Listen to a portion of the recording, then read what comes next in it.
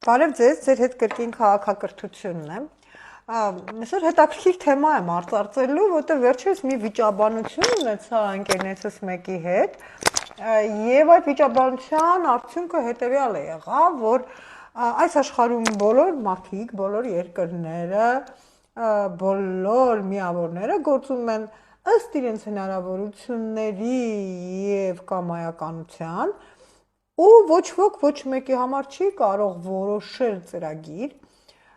իսկ գլոբալ ծրագրի մաս լինելը բոլորովին պարտադիր չի, որովհետև գլոբալ ծրագիրը իբրև այդպեսին չի նախագծվում, եւ գլոբալ ծրագիրը որպես այդպեսին ոչ մեկի կողմից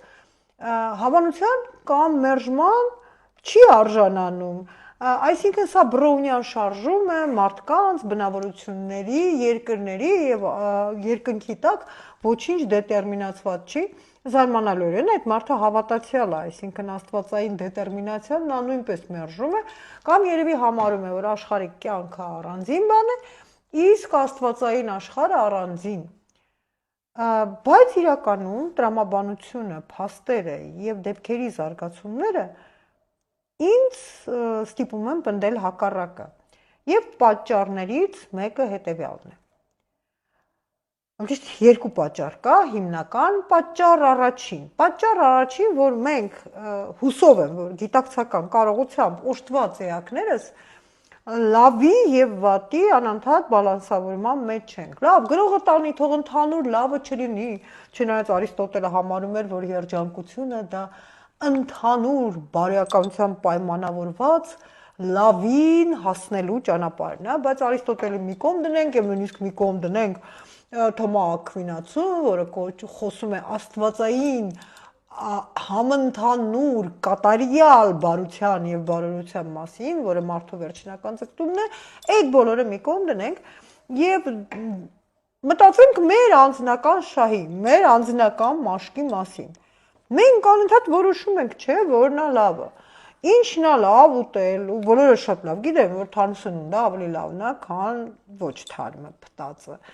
Մենք հիմա շնչում ենք նու բարաշանի աղբանոցի կենսունակ թթվածինը, եւ ինչքան էլ մենք պրոիշխանական շակերտներում տրամադրված լինենք, մենք հասկանում ենք, որ այդ օդը կործանարար է մեր թոքերի, քաղցկեղածին բջիջների եւ այն ամենի համար, ինչ որ կոչվում է առողջություն, իսկ հետեւաբար բարօրություն։ Մենք լավ գիտենք, թե ինչ ասել է տոքսիկ անձնական միջավայր, մենք շատ լավ հասկանում ենք, ինչ ասել է տոքսիկ հարաբերություններ, որտեղ մարդը ուղղակի հիվանդանում է հոգեբանորեն եւ ֆիզիկապես։ Մենք լավ գիտենք, թե ինչ ասել է ապրել տոքսիկ գաղափարախոսության մեջ, որովհետև տոքսիկ գաղափարախոսությունը ազդում է միանգամից երկու կետի վրա, մեկ մեր անձնական զգացողության վրա, մեկ էլ մեր հանրային կոլեկտիվ անգիտակցականի վրա, իսկ երկկողմանի հարվածի ենթարկվելը այնքան էլ լավ բան չի։ Այսինքն եկեք ընդունենք, որ չնչին բացառություններով մենք մեր լավն ու վատը հասկանում ենք եւ ինչպես ասվում է ամերիկյան սահմանադրության պրեամբուլայում, մենք բոլորս իրականում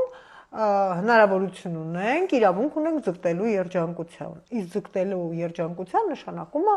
ձգտել լավին, որովհետև վատը մարդուն չի երջանկացնում, ինչ ուզում ես ասա։ Իհարկե, այստեղ լիքը ինձ հիմա կասեն, որ լիքը վատսովորություններ մարդուն երջանկացնում են շատ կարճաժամկետ։ Բերած վատը ավելի վատն է, քան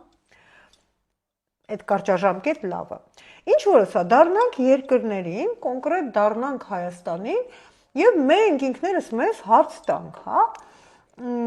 երկրների լավ ու վատը ոնց է որոշվում։ Այ օրինակ լիքը մարդ կա, որ գովում է Ռուսաստանը եւ որպես օրինակ մեջ է բերում շատ հետաքրքիր բաներ։ Օրինակ ասում է հսկայական երկիր է, անծայրածիր։ Ընդ որում ինձ հետաքրքիր է, որ Չինաստանն էլ է շատ մեծ երկիր, Կանադան էլ է շատ մեծ երկիր, Միացյալ Նահանգներն էլ է շատ մեծ երկիր, բայց ես դեռ չեմ տեսել մի մարդ, որ այդ երկրների լավն ու վատը որոշելիս հանկարծ ասի դա հսկայական տարածք է, որովհետև բոլորը հասկանում են, որ տարածքը ինքնին այդքան էլ արժանիք չի, Ու դուք պատկերացնում եք մի մարդու նկարագրելու ժամանակ, որ ասում եք, ասեք հանկարծ շատ լավ մարդ է, ինքը շատ բոյով, հա, բոլորը կասեն, դե դա այնքան էլ լավ լինելու հատկանիշ չի, այսինքն լավ ու վատը չի որոշվում ֆիզիկական պարամետրերով շատ հաճախ, բանը, եթե մենք խոսում ենք անգամ գեղեցկության մասին, մենք խոսում ենք մեր գեղագիտական պարամետրերի մասին, դրա համար եկեք հասկանանք, որ երբ որ մենք էպիտետներ ենք գտնում երկրի գոյության եւ չգոյությունը արդարացնող, երկրի արժանինքները նշող, մենք անպայման այլ պարամետրեր ենք օգտագործում, այն է սոցիալական, օրինակ, աշխատավարձները շատ բարձր են եւ կան սոցիալական երաշխիք, այն է բարոյական, օրինակ մենք գիտենք, թե Ճապոնիայում ինչպես են վերաբերվում տարեցներին եւ դա անդադ նշում ենք։ Մենք խոսում ենք քաղաքավարության մասին, մենք խոսում ենք լոյալության մասին, մենք խոսում ենք հանդուրժողականության մասին։ Այսինքն երկրի լավն ու վատը նշելիս մենք հիմնականում նշում ենք լավ կյանքի, լավ գոյության, բավարարվածության եւ երջանկության պայմանները։ Եվ ասել, որ երկիրը անծայրածիր է կամ որ երկիրը ուժեղ ղեկավար ունի, մեղմ ասած երկիրը համաշխարհային բալանսի մեջ տեղավորելու ոչ մի ցանկություն չի առաջացնում։ Իսկ այս աշխարհում եզերքի տակ կա համաշխարհային բալանս, որովհետև ինչ որ լավ է, նա որպես կանոն կենսունակ է։ Լավը դա ֆերտիլության, կյանքը շարունակելու բանը եւ կյանքի մեջ տեղավորվելու նախապայմաններ է ենթադրում, օրինակ նույն չես կարող ասել, ես մարդը լավ առողջություն ունի եւ վաղը կմեռնի, այսինքն լավ առողջություն ունենալը ենթադրում է, որ այդ երկիրը, մարդը, հանրույթը, ինստիտուցիան ապրելու պերսպեկտիվա ունի, կարող է ինչ ասես պատահի, բայց հիմնականում նշանակումը նա ունի հեռանկար։ Օրինակ, վերցնենք Իսրայել եւ Պաղեստին կոնֆլիկտը, որը հայերը չգիտես ինչի շատ սրտին մոտ են ընդունում, եւ սրտին մոտ ընդունելուց պրոպաղեստինյան նյուանսները ես մի քիչ չեմ հասկանում, մի պարզ պատճառով, որովհետեւ եթե դու կենսունակության օրինակ ես ուզում, դու ընտրում ես ինքնապաշտպանական, ժողովրդավարական նորմերով, գիտական նվաճումներով այն երկրին, որը ոչ մի ստարտային պայման չունենալով կարողացել է իր համար ապահովել ֆինալային պայմանը։ Ինչևէ, հարց է առաջանում, եթե մենք դնում ենք համաշխարհային նժարին ու հարց ենք տալիս, օրինակ համաշխարհային բալանսի մեջ ինչ է դրել Իսրայելը։ Ու իմ մոտ գալիս են աչքիս առաջ մարդկանց, որոնց ես ճանաչում եմ, ում օգնել է իսրայելյան բժշկությունը ուղղակի հանել է մահվան ճիրաններից հայեր։ Իմ առջև գալիս է նանոտեխնոլոգիաների ընդհանուր այդ հոսքը, որին մենք պարտական ենք Իսրայելին։ Իմ աչքի առաջ գալիս է ինքնապաշտպանական այն համակարգները եւ այն տեխնոլոգիաները, որ ստեղծել է Իսրայելը։ Ոչ միայն Իսրայելը, Ամերիկան, նույնը Չինաստանը, որ հիմա մրցակցում է, տեսեք, դա ժողովրդավարական երկիր չի, բայց իր պրոգրեսի, իր առաջադիմության, իր աշխատասիրության, իր համակարգված բալանսի շնորհիվ նա արդեն տեղավորվում է համաշխարհային բալանսի մեջ, այսինքն վաստակել է լավ կյանք ապահովելու եւ լավ կյանքով ապրելու իր ձգտումը։ Դրա համար Չինաստան գնում են բազմաթիվ օտարերկրյա մասնագետներ աշխատելու, ես ինչ որ չեմ նկատում, օտարերկրյա մասնագետների մուտքը, օրինակ նույն Ռուսաստանը, նույն Հյուսիսային Կորեան եւ այլ երկրներ, որոնք այդ ընդհանուր բալանսի մեջ ներդրում չունեն։ Ուրեմն եկեք համաձայնվենք, որ լինի դա մարդ, լինի դա երկիր, լինի դա կուսակցություն, պիտի ունենա ներդրում համաշխարհային բալանսում ինչ որ տեղ գրավելու ու ապրելու համար նա պիտի ապացուցի, որ դրա իրավունքն ունի։ Իսկ նա դա անում է, այո, անելով այնինչ ուզում է, այստեղ խնդիրն է, թե ինչ է ուզում տվյալ երկիրը։ Ավտոմատ հարց է առաջանում, Հարգարժան հայեր, համաքաղաքացիներ, մենք ինչ ենք բերում համաշխարհային բալանսում։ Այսինքն հայերը ինչ են բերում։ Ու ես այստեղ իհարկե կարող եմ որդեգրել տարբեր խոսույթներ, բայց մենք հասկանում ենք, որ մենք համաշխարհային քաղաքակրթություն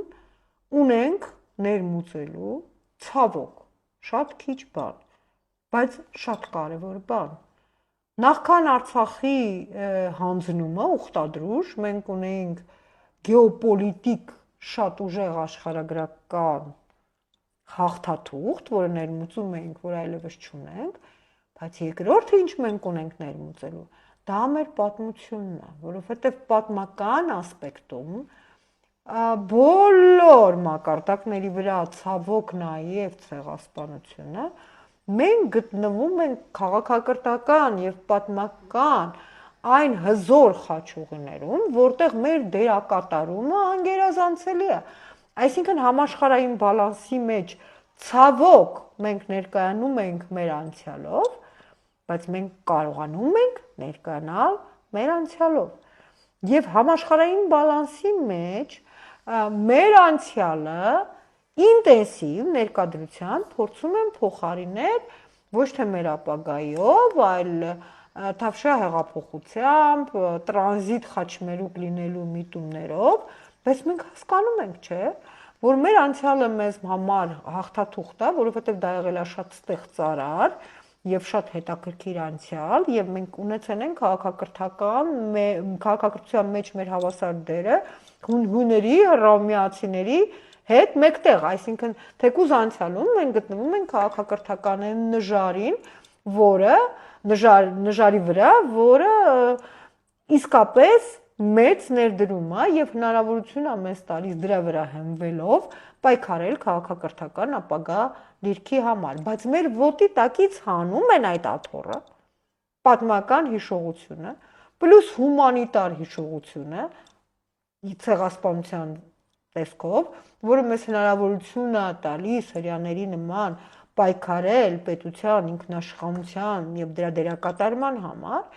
տեղը ապահովում են տրանզիտ խաչմերուկի դերակատարում։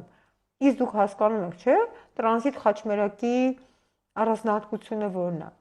Նշանակություն չունի, թե ովքեր են այնտեղ ապրում։ Նշանակություն չունի, որտեղ եթե դու իբրև անցյալի կրող եւ պատմական միավոր հայ ես եւ դա կարեւոր է, տրանզիտ խաչմերուկում կարող են ապրել լիբիացիները,